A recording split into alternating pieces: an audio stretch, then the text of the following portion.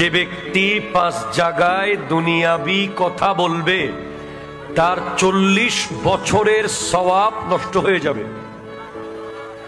আমি আবার স্পষ্ট করছি, who will talk in 5 places about the subject of personal subject,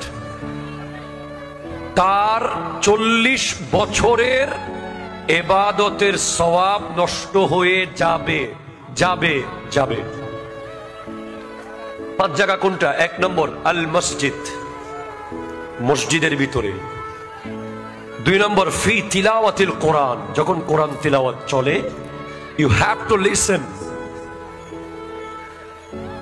আপনাকে শুনতে হবে, ইউ ক্যান্ট ডিস্টার্ব। 3 ফি মজলিসিল উলামা, আলেম উলামার মজলিসে। 4 ফি ওয়াক্তিল আযান, যখন আযান চলবে। 5 ফি জিয়ারাতিল কুবুর, কবর জিয়ারতের সময়। আমার মুখে মুখে বলেন, 1 নম্বর হলো মসজিদে, কোথায় বলেন তো? 2 নম্বর কোরআন তিলাওয়াতের সময়। 3 নম্বর আলেমের মজলিসে। 4 নম্বর হলো আযানের সময়।